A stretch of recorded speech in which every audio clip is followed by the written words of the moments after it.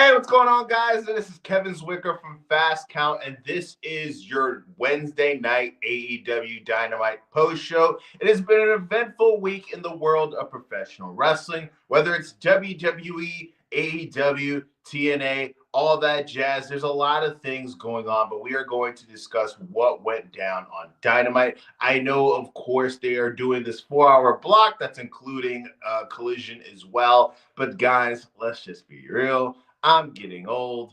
I have things to do. Let's discuss the meat of the product that went down tonight. Big pause on that one. And we're really going to sit here and just mainly focus on what's going down on Dynamite. If something goes down on Collision that's worth talking about, of course, I'm open to discuss it with you guys, right? So we are on the build. We are on the road to All In Texas.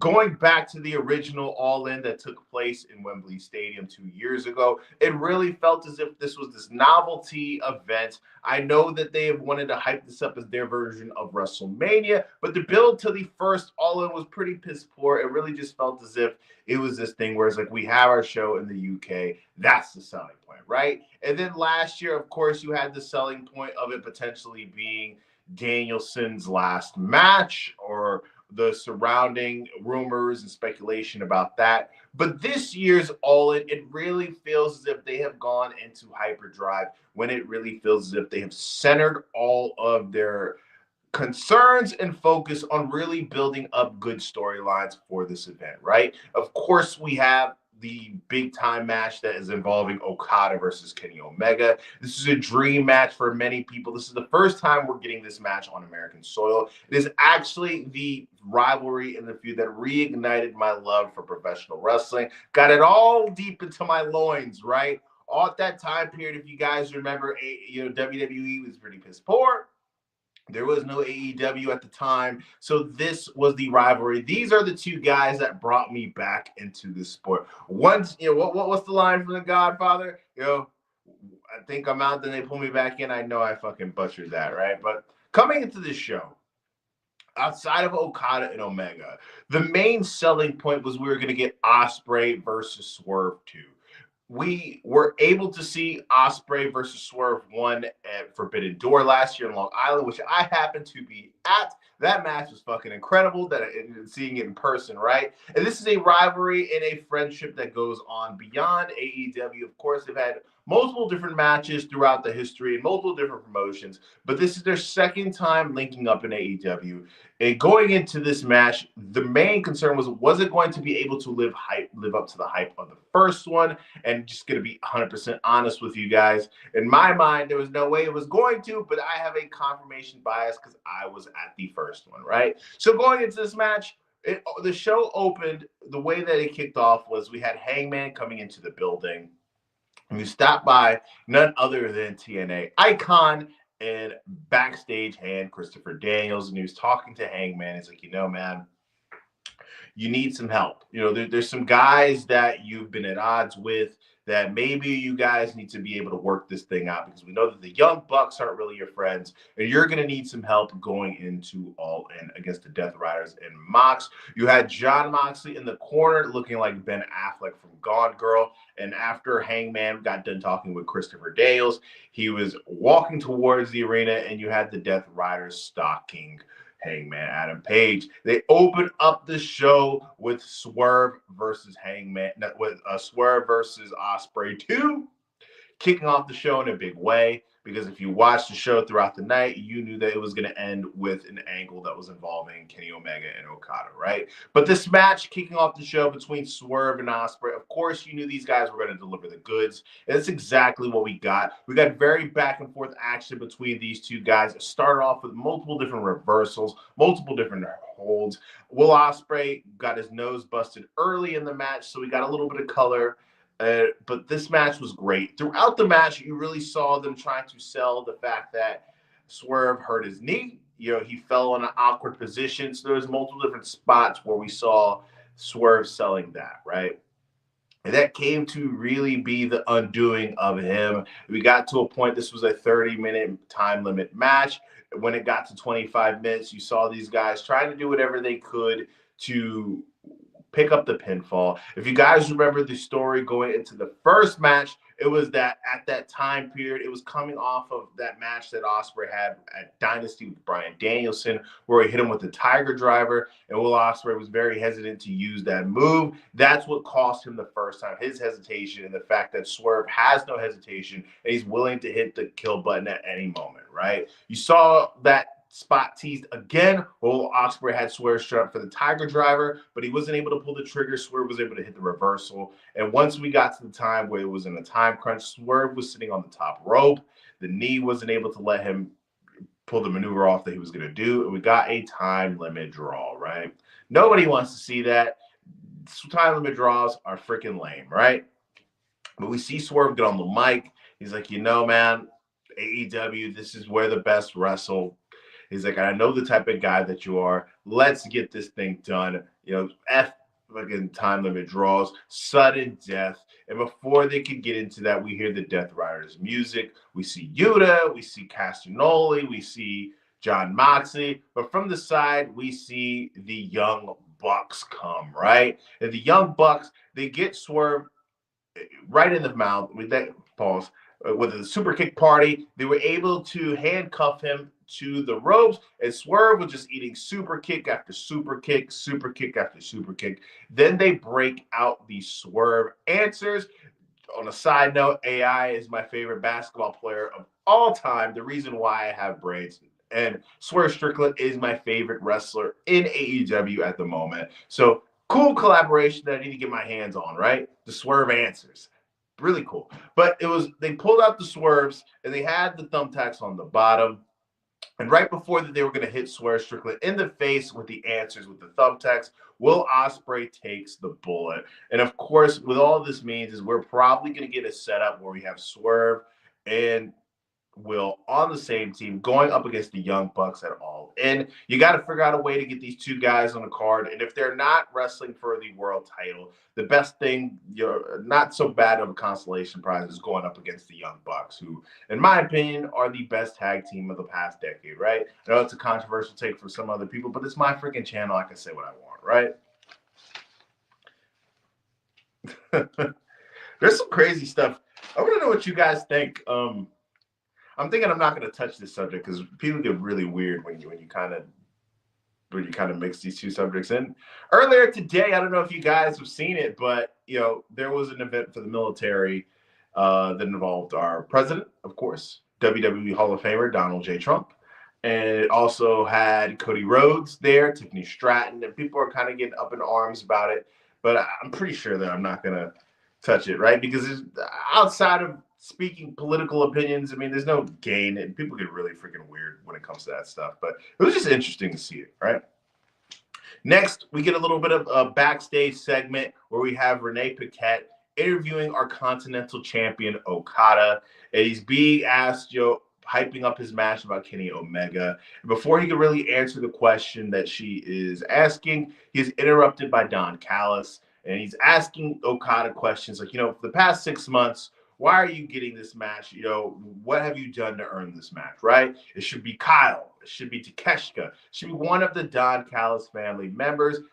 Don Callis is getting all in Okada's face, and we see Okada kind of twisting Don Callis' fingers. Out of nowhere, like the Kool-Aid man, the Don Callis family is there, and you see Okada call Don a bitch, and he leaves. This is foreshadowing what is going to go down later on in the night. So freaking excited about that match, right? And the way that they played it, towards the end, once I talk about that, it really adds more element to it, right? Because we all kind of assumed that this is going to be a great match between Okada and Kenny. I know they're a couple years older, 7 years to be exact from the last time that they wrestled, but what they don't have in athleticism, I feel as if they are trying to really emphasize the storytelling aspect of this match. And the way that they were able to end the show going into Collision, I think really adds some more steam to this match that we already are excited to see, right? Kenny did need to take the beats he took tonight. I agree, Pops. It's never good to see Kenny get beat up, right? Nobody wants to see Kenny get beat up. Next, we get into a Mystico match. He's wrestling Blake Christensen, and Blake Christensen is either the biggest prick on the roster because every single week that he is on TV, he is jobbing, or they love the guy and want to give him as much TV time as possible. I'm thinking it's the latter, right? So really, this match is basically just a showcase of Mystico. Of course, they have AEW Grand Slam in Mexico City next week, so they want to involve some of the luchadors to get people more familiar. Obviously, they have the partnership with CMLL, which is their version of the partnership that WWE has with AAA, and I know that's going to get multiple different comparisons just based off the fact that anytime one company does the other and another company does something similar, it's always going to be compared. But I think that the relationship that WWE has is a little bit different because, as we all know, they have bought AAA. So it's not really a partnership. It is a acquisition. And with AEW, it's more of a 50-50 thing with CMLL, right? But Mystico, if you guys don't know, this is the original Sin Cara, which MJF pointed out in his promo, which we're going to talk about in a minute. But he really looked good. If you're not familiar with his work, obviously you can hit the Googles, you can hit the YouTube. You're going to see a lot more of his stuff. But it's really good that they were able to showcase him because, there's a lot of people who watch AEW that are sweaty nerds, like myself, but there's other people who mainly just watch that product and are not familiar with the other stuff. So for them to familiarize ourselves with somebody who's already well known, we've already seen on TV in America, previously, in WWE, it's good to get a refresher. He looked good. He picked up the W against the Vanilla Baby. After that, he is confronted by MJF and the Hurt Syndicate. I always screw that up sometimes, right? But basically, MJF comes out. He talks about how he is the only foreigner to ever sell out Arena Mexico.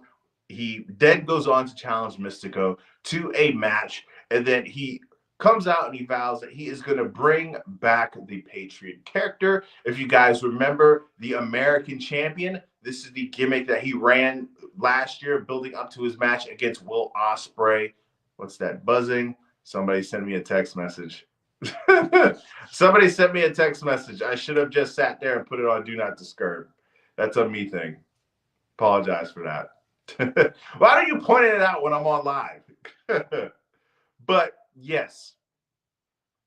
Actually, let me fix that right freaking now, right?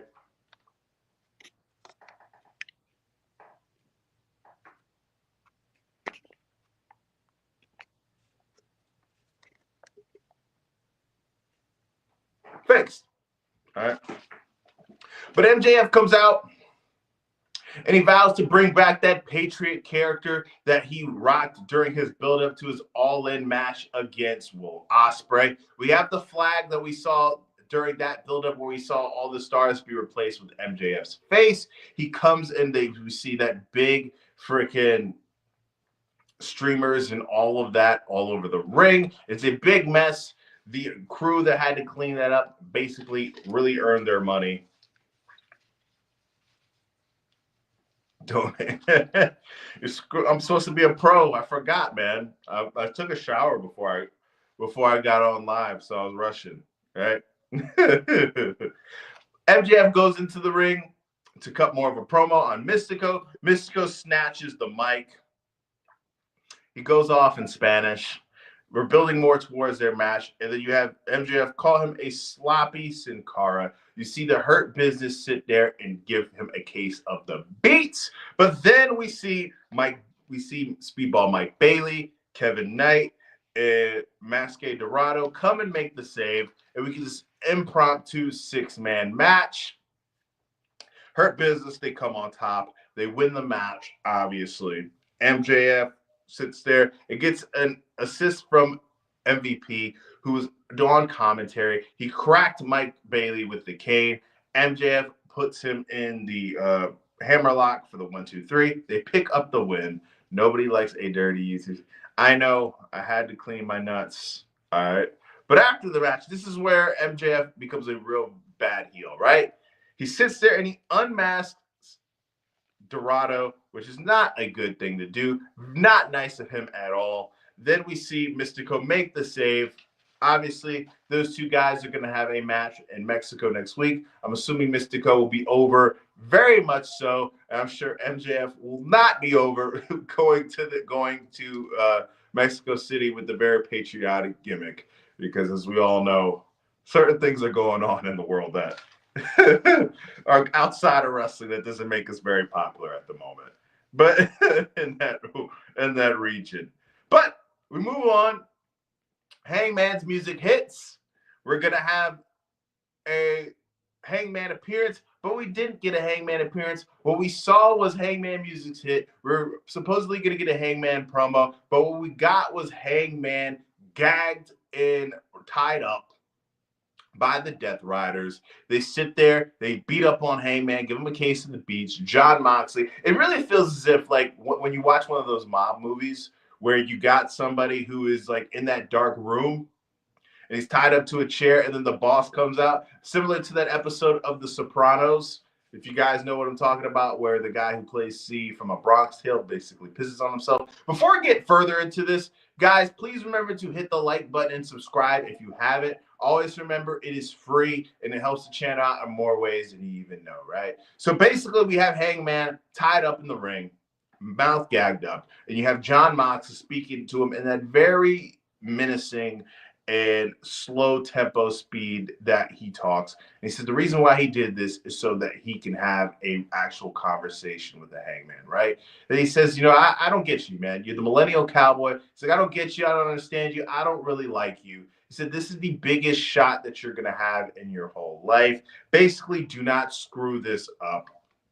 It's like you got 4 weeks, right, to discover the man that you are and discover the man that you're going to be. And then he headbutts Mox. And then we see more of a beats session to the Hangman. But the Hangman gets help. He gets help from the Ops, Samoa Joe, the trio champions, Shibata, Will Hobbs. We see these guys be able to make the save. And he has some type of allies, right? Some allies going into All In. Maybe it's one of those, the enemy of my enemy is my friend type of deal, right? And then Hangman comes out and he's like, you're gonna have to do a lot more for that to take me out, right? You're gonna have to do a lot more to take me out. Going into this match will All In. He goes in with the steel chair and he goes hunting for the Death Riders. Next, we get a little bit of a change of tempo. We get the women's tag team match set up. We have Megan Bayne, the Megasis, who's been very protected since she's been in AEW. Of course, she lost that match to Toni Storm for the women's title, but it was a roll-up. So she hasn't taken a pin.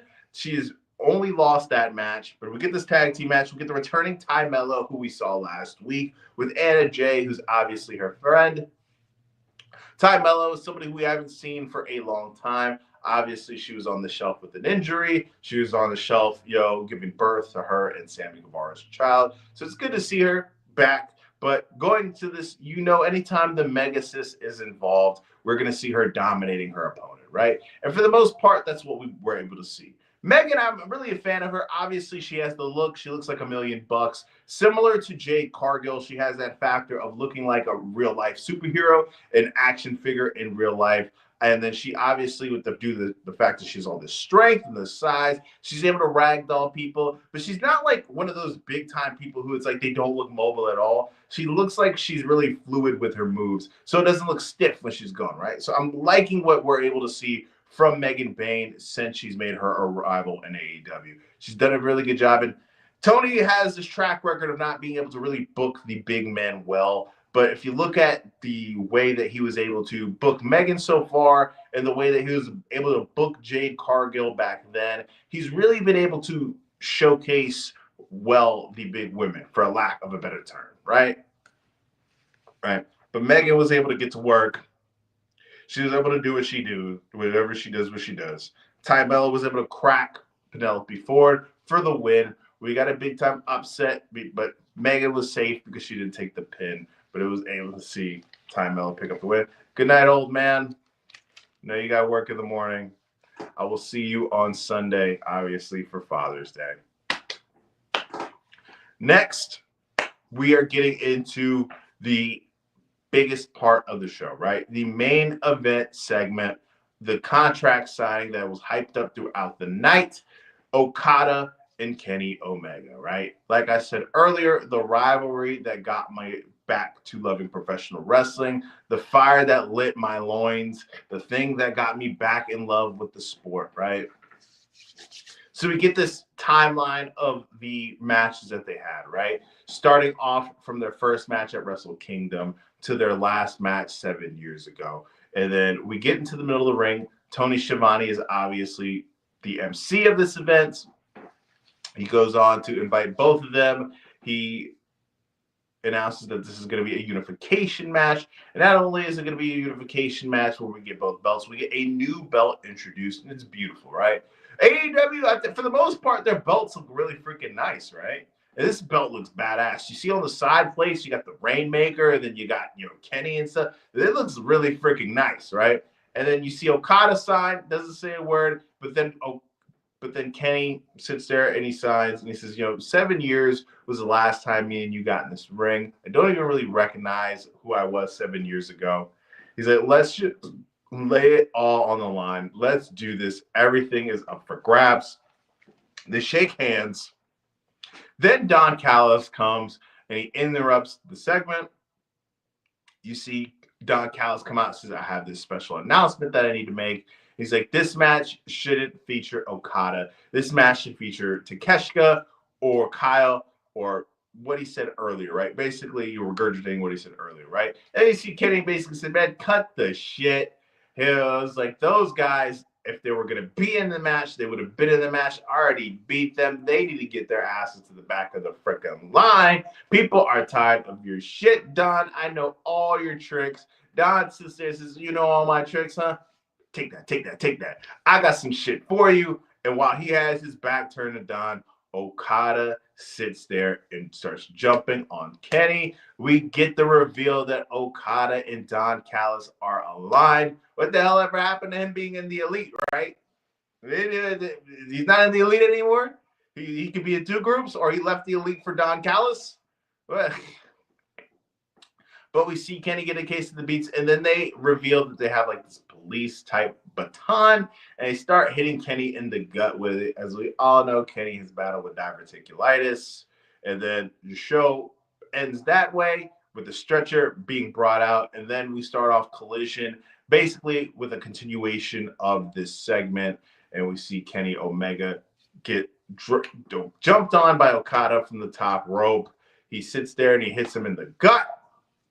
Then Kenny Omega is getting stretchered out, and Okada hits him in the gut again. And Kenny Omega is spitting out blood everywhere. It was a very disturbing and very violent visual. And we are on the road to Okada versus Kenny 5 at All In Texas Stadium, right? Like I said earlier, the build for this is what it needs to be. We want to be emotionally invested. We all know that this is going to be a kick-ass match, but we want a little bit of extra. With a little bit of extra cheese on this taco, if to quote Jim Carrey in Me, Myself, and Irene. And I'm excited. I'm hoping that the majority of you guys are excited. I know for All In, I'm going to have a post show immediately following that event, like I do for every WWE pay-per-view for the most part. PLE and AEW pay-per-view for the most part. This is a very solid show. I enjoyed it. This is a very enjoyable 2 hours of professional wrestling, right? But guys, before I get out of here, please remember to hit that like button and subscribe if you haven't. I am Kevin Zwicker. I'm out.